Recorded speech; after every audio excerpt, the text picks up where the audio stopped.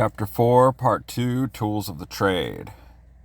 Sniperskaya Vintovka Dragunova, SVD. Production history.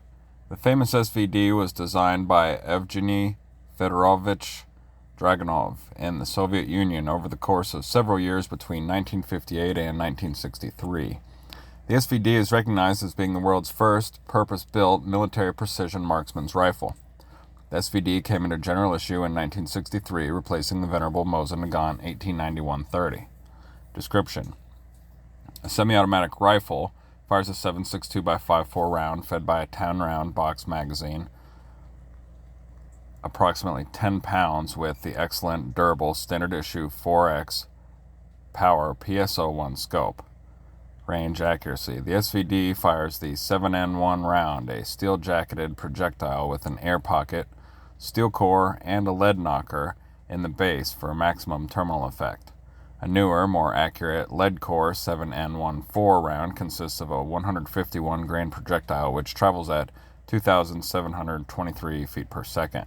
The SVD is not an exceptionally accurate rifle and can reasonably expect to achieve 2 minutes of arc, MOA, at 600 meters. The SVD is not as accurate as competing bolt-action rifles due to its semi-automatic action and how this affects its barrel harmonics. Strengths. The SVD, like all AK variants, is rugged, durable, and battle-tested in the harshest environmental conditions. SVDs are available throughout the Middle East and Eastern Europe and can be bought cheaply on the black market. Every SVD comes with a factory-attached flash suppressor. Aftermarket accessories are plentiful. Weaknesses. The SVD is a large, conventional sniper rifle and is not easily concealed. However, a paratrooper version actually had a folding stock. It is a long, ungainly weapon in the tradition of the 1891-30 it replaced.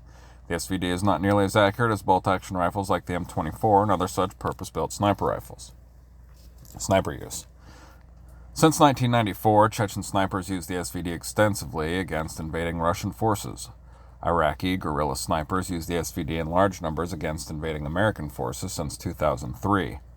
The SVD is used throughout the Middle East to include by all participants of the civil wars in Lebanon, 1975 through 1990, and for the past several decades by the PLO against Israel. Despite the fact that the SVD is too ungainly for covert urban sniping, guerrillas use the weapon because it is available, and they modify their tactics to work with their weapon. Handguns as sniper weapons. A handgun is a good sniper weapon for a variety of reasons. First, a pistol is concealable and can be hidden on one's person. A pistol can fit in the small of your back or under your armpit. A full-length, bull-barrel, bolt-action sniper rifle cannot. And depending on the situation, concealability may be the most important consideration. Second, a pistol is maneuverable in the restricted confines of the urban environment. A pistol can be fired from inside a car, from a closet, from a stairwell, from under a bed, and in any number of unpredictable places and positions a shooter may find themselves in while operating in a city. Perhaps the best reason for employing a handgun for sniping is that using one is unconventional, and people do not expect a precision shooter to use a pistol.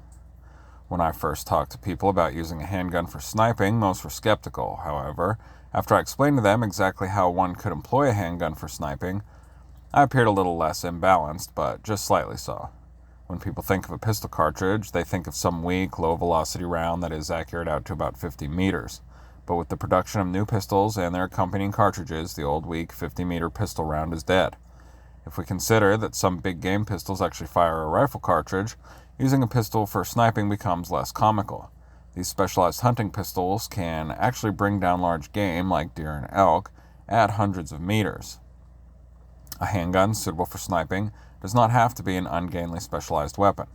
For example, the Israeli Desert Eagle 50, which is a normal-style handgun, fires a hard-hitting round out to 200 meters. Truthfully, a shooter does not need an immensely powerful round for effective handgun sniping. One of the primary reasons why one cannot accurately fire a handgun at long distances is due to traditional unmodified handgun stances and tactics. Since most people practice firing handguns from a standing position, it is the shooter's own inability to hold the gun steady enough to be accurate at long distances that limits them as a sniper. But accurate long-distance handgun shooting can take place, even with normal handguns, if the shooter modifies their tactics and equipment. To start, the shooter has to rest the weapon on a stable platform, like a windowsill or a car door. Pistols with a tactical rail system can be fitted with a bipod to allow a stable firing position no matter where the shooter is. Also, a pistol can be fitted with a shoulder stock, which is either commercially available, depending on the handgun, or can be fabricated easily by using an existing rifle stock or some sheet metal. This combination of using a stable shooting platform and a rigid stock allows for a much more accurate shot. Since a handgun's open sights have such a short sight radius, the firer can attach a scope using a commercially available mount. The shooter can even use a longer barrel for improved accuracy, and then attach a sound suppressor. So, after modifying the pistol with a bipod, adding a shoulder stock, mounting a scope, and attaching a suppressor, the shooter has created a sniping weapon, more closely resembling a carbine, capable of accurate shots out to 100 meters or more, depending on the ammunition used and the handgun itself. Thompson Center Contender. Production history. In 1965, the Thompson Center Arms Company was created, and in 1967 they began selling their Contender high-performance hunting handgun. The Contender pistol is the most popular hunting pistol today, and its reputation for reliability and quality craftsmanship has led to over 400,000 sold. Unlike most other competing firearms, the Contender was designed for interchangeable barrels, and its break-open design does not require the barrel to be specifically fitted to the individual action. Any barrel made for the Contender will fit into most any frame. Because the sights optics are mounted on the barrel, they remain zeroed during changes. Description: a break-open action pistol fires a variety of rounds to include 17, 22 long rifle, 223, 204 Ruger, 6.8mm Remington, 730 Waters, 30-30, 357 Magnum, 35 Remington, 375 JDJ, 44 Magnum, 45 Colt /410 shotgun, and 4570 government cartridges. Is 17 inches long, model dependent, with a variety of barrel lengths to include 10, 12, 14, 16, 21 inches, and weights up to 4 pounds depending on the type of barrel. Range and accuracy. Depends on what caliber barrel used, its length, and what cartridge is fired. The 4570 Contender is capable of firing 3-inch groups at 100 meters. Velocities vary from 1,500 to 1,900 feet per second. Strengths. The Contender is a superb urban sniping weapon because of its flexibility. Many different stocks, collapsible ones as well, are available, as are aftermarket sound suppressors. The large variety of barrel lengths and different calibers allows the shooter to tailor the Contender to a specific tactical situation. While the Contender is single shot, this allows for improved accuracy and enables the shooter to maintain control of their expended cartridge since it is not automatically extracted. When used in conjunction with a good scope, the shooter can consistently engage targets accurately out to 200 meters. Because the Contender is so popular, a large aftermarket industry exists that can provide the shooter with any number of stocks, optics, scope mounts, cartridges, repair parts, and ammunition. Weaknesses. The Contender is a single-shot weapon, so it cannot put a large volume of fire downrange or rapidly engage multiple targets. Remington XP100 Fireball. Production history. The Remington XP100 was built in 1963 as a long-range target shooting and hunting pistol. The pistol was produced in various forms from 1963 until 1998. Different models, depending on the production year, come in different calibers like .221 Remington, .22 250 Remington, .223 Remington, 6mm and 7mm BR Remington, and .308 Winchester. The Remington XP100 helped create the sport of pistol varmint hunting and target shooting. Description: a bolt-action pistol fires a variety of rounds. The above example is chambered in .221 Fireball, is single shot, except for the XP100R model made in 1998 that had a 4-round internal magazine, has a 10 3/4 inch barrel, or up to 14.5 inches, model dependent. Range and accuracy. Depends on what caliber is used, but the .221 caliber Fireball round, a shortened version of Remington's popular .222 caliber round, travels at up to 3,000 feet per second and is capable of hitting man-sized targets up to 300 meters. The XP100, which is intended to be used with a scope, is one of the most accurate commercially produced handguns ever made. Strengths. The Remington XP100 is a superb urban sniping weapon because of its accuracy and concealability. The XP, from Experimental Pistol, is popular enough that a variety of aftermarket accessories are available for it, like various stocks, scope mounts, and scopes. Ammunition is cheap and readily available. The bolt action on the pistol allows the shooter to control their expended brass. Since the XP100 is intended for field use, it is sufficiently rugged. Weaknesses. The XP100 is a single-shot weapon, so it cannot put a large volume of fire downrange or rapidly engage multiple targets. The .221 Fireball, while a flat-shooting, high-velocity round, does not have good penetration power. Bentress pistols. Production history. Bentress pistols evolved from their bigger brothers, the Bentress rifles, and both are now used in modern Bentress competitions as well as for varmint hunting. Bentress pistols are generally produced by custom manufacturers who specialized in Bentress weapons. These pistols are relatively expensive and uncommon as compared to traditional handguns. Description. Dimensions vary depending on the model. Most Bentress pistols are custom made, where a shooter selects a specific action, chooses a barrel with a specific length, and then selects a stock and combines them. Bentress pistols are bolt action, single shot, and center fire. These pistols are heavy, free-floating, bull barrels, and the front forestock is extremely wide so the weapon can rest on it and remain stable. Range and accuracy. Bentress pistols are designed from the ground up for superior accuracy and are still expected to fire multiple rounds into the same hole. A good Bentress pistol can easily achieve sub-MOA accuracy and are more accurate than even contemporary hunting rifles. Much of this accuracy comes from the high-velocity ammunition they fire. Common calibers are the .204, shown at right, .222, .223, and 6mm rounds, which can reach velocities in excess of 4,000 feet per second and only drop 3 feet at 500 yards. Bentress pistols have true hair triggers, some having a pull of only 2 ounces. Strengths. Bentress pistols are without question the most accurate handguns in the world. Also, since there is such a large civilian market industry that supports the sport of bench shooting, a large variety of Bentress pistol accessories and ammunitions are available.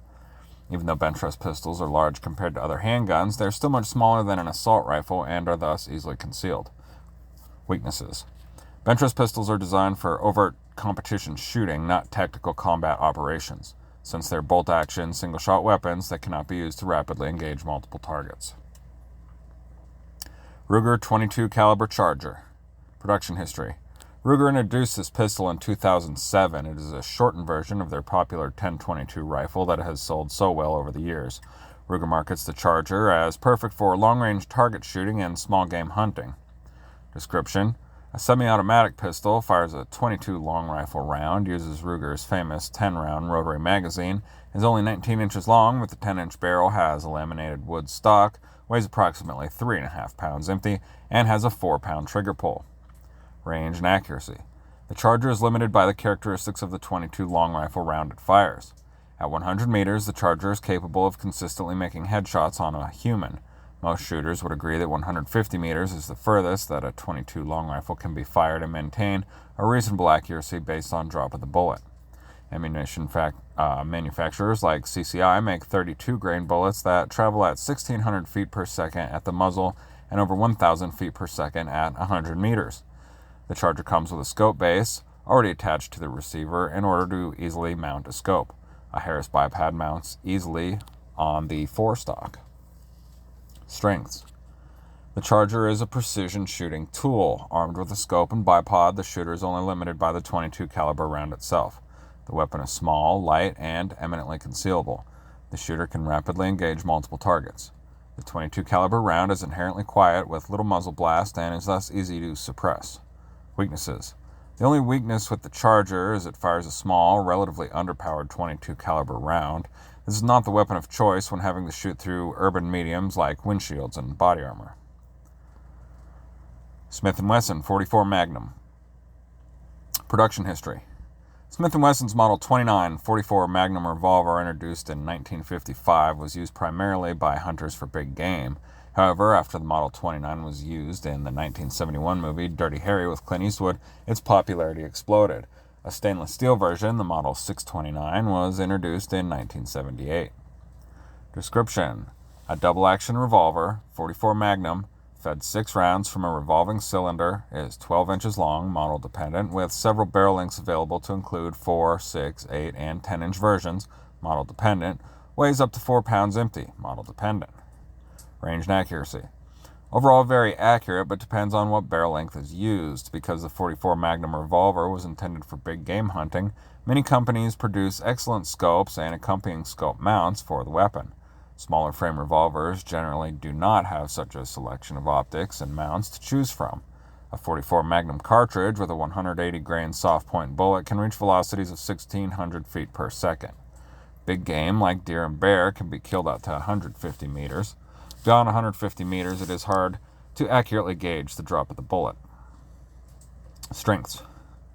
Large frame revolvers are good for urban sniping weapons, although not as precise and adaptable as a weapon like the single-shot Contender.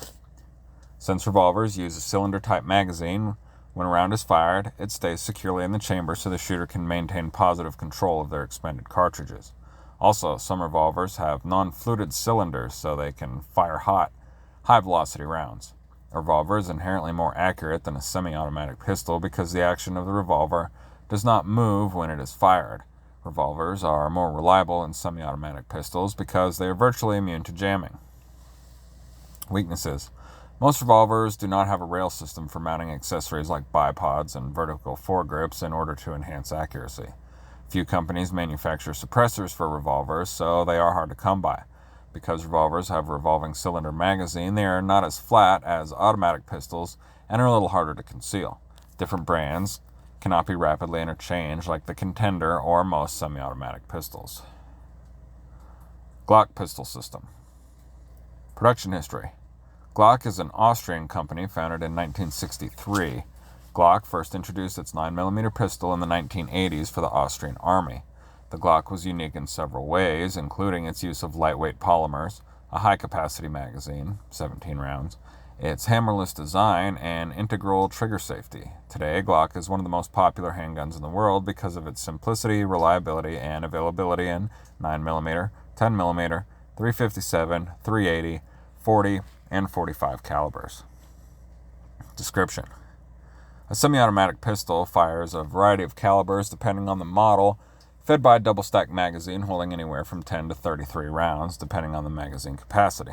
Up to 9 inches long, 3 3/4 to 6-inch barrel lengths are available, and weighs less than 2 pounds empty. Range and accuracy. A shooter firing a Glock in .40 caliber with a 6-inch barrel using 180 grain jacketed hollow points and enough power to produce a muzzle velocity of 1,100 feet per second, and using accuracy-enhancing modifications, i.e. scope, stock, vertical grip, can consistently hit man-sized targets at 100 meters. Strengths. Aftermarket companies provide products enabling the shooter to turn the Glock into a pistol carbine that can realize its full accuracy potential. Aftermarket products include shoulder stocks, scope mounts, optics, bipods, and vertical foregrips. Spare parts and ammunition are readily available worldwide. Extended threaded barrels with matching sound suppressors are commercially available. Because the Glock has proven so popular, a large aftermarket industry is developed where these guns' exotic accessories are readily available, unlike other less popular handguns. Weaknesses. Inherently less accurate than break-open models and revolvers due to its semi-auto action, only fires traditional pistol rounds, i.e. 9mm, 40, and 45, not intended for long-range shooting like the Thompson Contender. FNH USA 57. Production history. Fabrique Nationale de Herstal, FNH, has been in business since the late 1800s and is a Belgian manufacturer of firearms. Currently, FNH produces several weapons for the U.S. military to include the M16, squad automatic weapon, and the M240 general-purpose machine gun. In 2000, FNH designed and produced the basic firearm that would become the FNH USA 5.7. Description. A semi-automatic pistol fires a 5.7mm by 28mm round fed by a 20-round double-stack box magazine. 30-round magazines are available.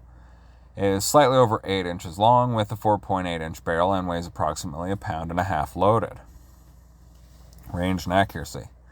The FNH is being discussed here because of the round it fires, which is a hypervelocity cartridge that is essentially a scaled-down rifle cartridge. When modified for accuracy, as discussed with the Glock pistol system, The FNH can accurately engage targets out to 200 meters, which is unheard of in a semi-automatic pistol of such small size. Strengths. The FNH is an extremely light pistol, and its 5.7mm cartridge weighs less than even a standard 9mm round. When shooting a hypervelocity armor-piercing round, it defeats most Kevlar helmets and soft body armor. The recoil of the FNH is light, less than that of a 9mm pistol. The FNH comes with a rail system to mount accessories like a bipod or a vertical foregrip. Threaded barrels and suppressors are available. When using a 30-round magazine at 100 meters or less, it is equivalent in firepower to an M4 carbine, except it fits in your hand. Weaknesses. The 5.7 by 28mm cartridge is not a popular round and is not widely available, especially in battlefield environments. The small size, hypervelocity round is good at penetrating its targets, but suffers from a lack of knockdown power.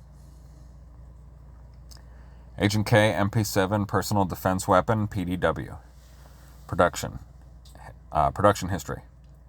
Heckler & Koch designed the MP7 in order to meet a 1989 NATO requirement for a new pistol round that could penetrate body armor.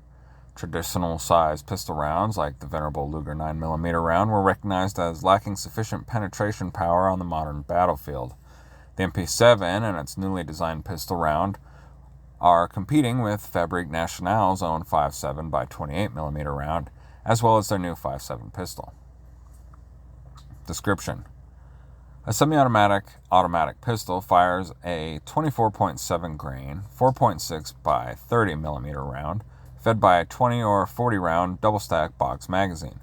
It is only 13 inches long, 21 inches long with the stock extended, has a 7-inch barrel, and weighs only 4.5 pounds fully loaded with a 40-round magazine. Range and accuracy. The MP7 is an accurate weapon out to 200 meters. It achieves this because it fires a high-velocity 4.6mm by 30mm round traveling at 2,379 feet per second. Essentially, this round is a scaled-down assault rifle cartridge. The MP7 fires a specially designed copper-plated hardened steel penetrator which has very low recoil and is designed to penetrate body armor and then tumble. Strengths. In many ways, the MP7 is a perfect guerrilla sniping weapon. The MP7 is light and concealable. It can be hidden easily on one's body, like in the small of the back or under the armpits or even inside the waistband, or in any number of urban concealment devices, shoulder bag, purse, grocery bag. The MP7 is designed to be fired from the shoulder, and it has an integral shoulder stock which quickly extends or slides back into place. Since it comes with a top-mounted Picatinny rail system, a variety of excellent options can be fitted to it. Optics, I should say. Also, the snap-down vertical foregrip allows the shooter to control and stabilize the weapon for greater accuracy. And to top it off, factory-made suppressors can be purchased. All of the accuracy-enhancing accoutrement, shoulder stock, vertical foregrip, quality optics, enables the shooter to realize the full potential of the MP7's hypervelocity round, which can penetrate Kevlar helmets and level 3A soft body armor. Weaknesses. The 4.6 by 30mm round lacks knockdown power and is relatively rare on the modern battlefield, although as of writing this book, German NATO troops are using this weapon and ammunition in Afghanistan. Case study. The Ohio Highway Sniper. Deranged killer Charles A. McCoy, Jr. understood the urban terrain and took advantage of it to terrorize the people of Columbus, Ohio from October 2003 until his capture in March 2004. Importantly, McCoy was able to spread this terror with nothing more than a 9mm Beretta pistol. Over the course of 5 months, McCoy conducted a dozen separate shootings against highway drivers, residences, and even an elementary school. Many of the attacks involved McCoy standing on a highway overpass as he fired down at oncoming cars. Since McCoy was on an overpass with no available entrances or exits, he was able to fire a shot, walk to his nearby car, and quickly drive off without anyone being able to pursue him. In response to the shootings, Ohio commuters stopped driving on Interstate 270 that circles the city of Columbus. Instead, they took the back roads. After an attack on a school, some schools canceled their classes while others remained open but held their recesses indoors to protect the children from an easy outside shot. In hopes of catching the shooter on film, the state of Ohio installed surveillance cameras at likely sniper locations along Interstate 270. Police also set up public hotlines.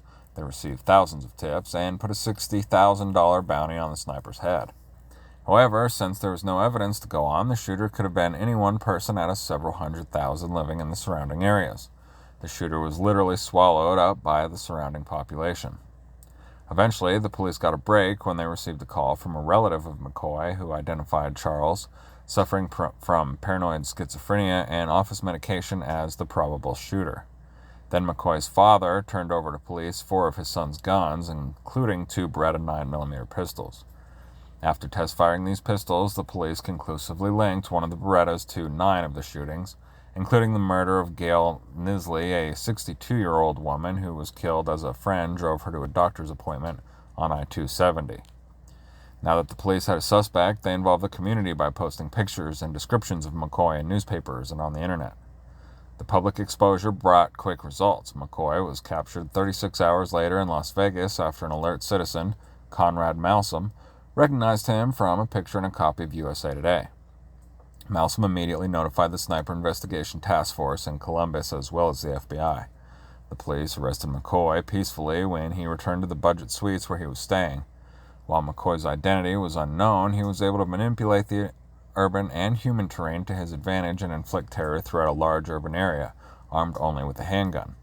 Once McCoy's anonymity was stripped from him, the same urban and human terrain worked against him, leading to his exposure and arrest. In 2005, McCoy was sentenced to 27 years in prison with no chance of parole. Case study: the Warsaw Ghetto liquidation. In the summer of 1943, the Jews trapped in the Warsaw Ghetto, armed primarily with pistols, prepared for battle against their German executioners. The Jews were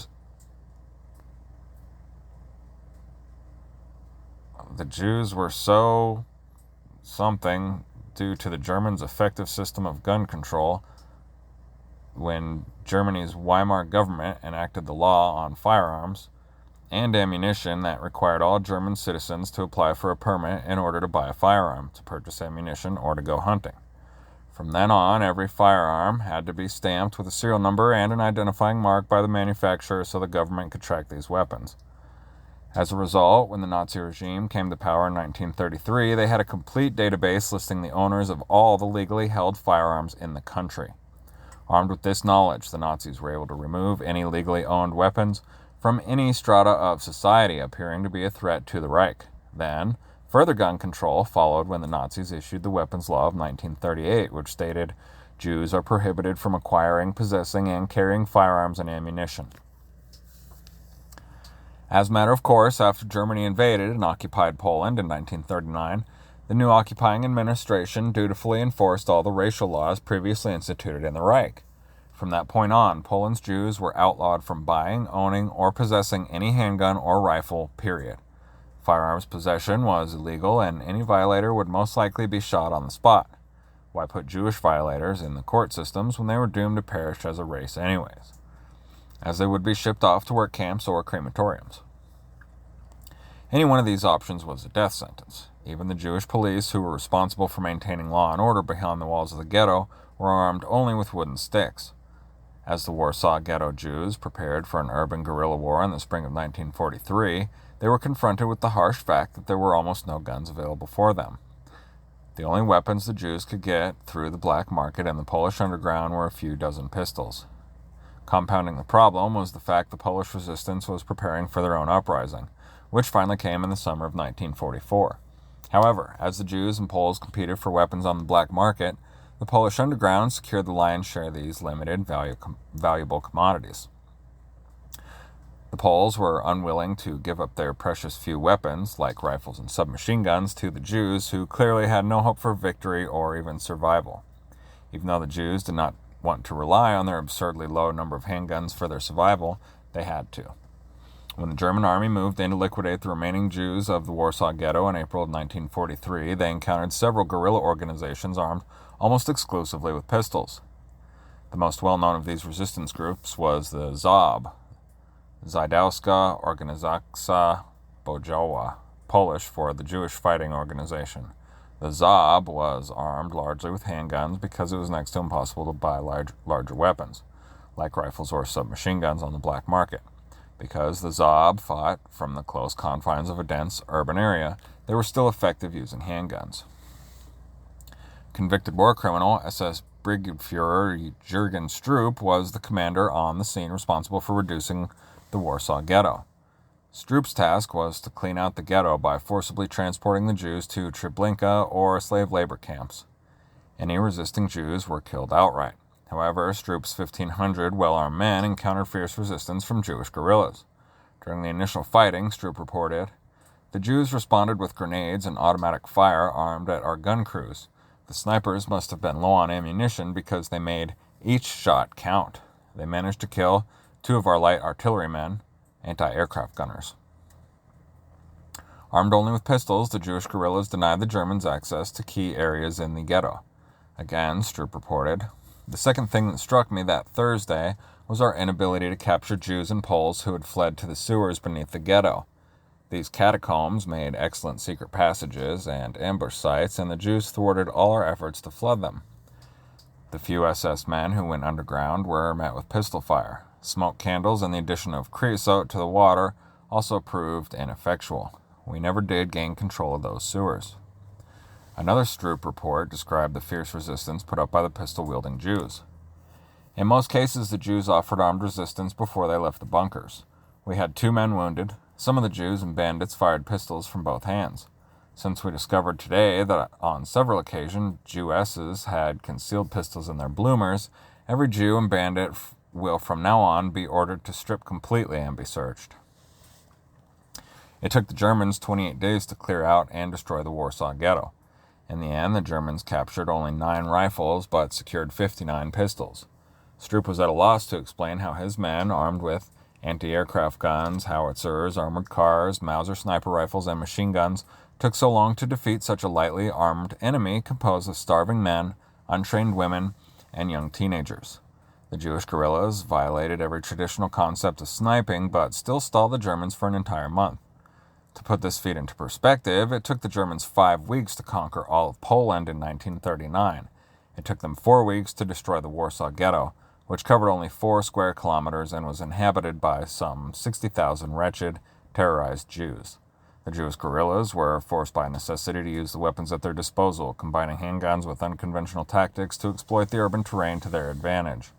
In the end, the Warsaw Ghetto Jews paid a horrific price. More than 56,000 Jews were forced out of the ghetto by Stroop and his men. Of these, 7,000 were killed during the operation. Another 7,000 of those captured were sent to Treblinka, where they were stripped, gassed, and cremated. Stroop estimated his men burned, blew up, and buried alive another 5,000 to 6,000 Jews during the course of their urban combat. This inexact estimate is understandable when one considers Stroop burned down entire city blocks filled with screaming Jews and blew up hundreds of underground bunkers occupied by unknown numbers of still more terrified victims. Once the battle, or more aptly, the massacre began, the Jews fought fiercely to secure more guns from the assaulting German soldiers. By dragging the rifles from the bodies of dead German soldiers, the Jews were able to get a few more rifles here and there. Because the Jews could not get guns, legally or illegally, they could not defend themselves from the German onslaught. The Nazis' bureaucratic war machine so effectively kept guns out of Jewish hands that they were able to slaughter the disarmed Jewish citizenry with great success. Guerrilla gunsmithing. As we can see, a guerrilla organization may not have the luxury to pick and choose the weapons they will fight with. Most likely, the organization will have to modify or make their own custom-made weapon systems, which is relatively easy with a basic understanding of gunsmithing and access to a machine shop or home workshop. Additionally, gunsmithing books and magazines are widely available, as are CD and DVDs that show one how to do basic gun maintenance and repairs. Once one has a basic understanding of gunsmithing, welding, and metal cutting, they can modify existing weapons at will. One can cut barrels to shorter lengths, make suppressors and flash hiders, make scope mounts, and create stocks. One can also learn to mix and match different parts from different weapon systems to create a superior hybrid weapon. For example, the IRA had its own custom weapon shops where they designed everything from unconventional mortar systems to complex IEDs and car bombs. Snipers from a variety of wars mixed and matched scopes, rifle barrels, and stocks to try and create a better weapon. For instance, American gun designers who created the first 50 caliber sniper rifles put a 50 caliber machine gun barrel on a German anti-tank gun frame to create a long-range sniper rifle. If a guerrilla organization is unable to produce or modify their own weapon systems, they can contract this out on the black market to someone who can. With enough money, they can pay someone who is an expert in their field to custom smith a specific accessory for their weapon or modify it to make it concealable or quiet. The modifications the shooter requires for their weapon may not even involve any gunsmithing or shop work, but merely adding an accessory like a stock or a rail mounting system. Since there is a large commercial aftermarket industry that serves the needs of hunters and shooting enthusiasts worldwide, a shooter can get anything they want for their weapon, like folding stocks and compact scopes, from any number of places such as the internet, eBay, Amazon, and popular publications like Shotgun News and online stores like Cabela's and Brownells, just to name a few. On the web, getting spare parts and exotic accessories is both easy and anonymous, requiring only a credit card and a postage box. This cursory review of available sniper weapons was meant to open the reader's mind to the possible tools for effective sniping. There are many more tools available than just conventional bolt-action long guns that are commonly used in the world's militaries and police forces. The guerrilla sniper may not have the luxury to use the expected norm like their conventional enemy. They must adapt to their battlefield conditions, take what is available, and modify them to suit their needs.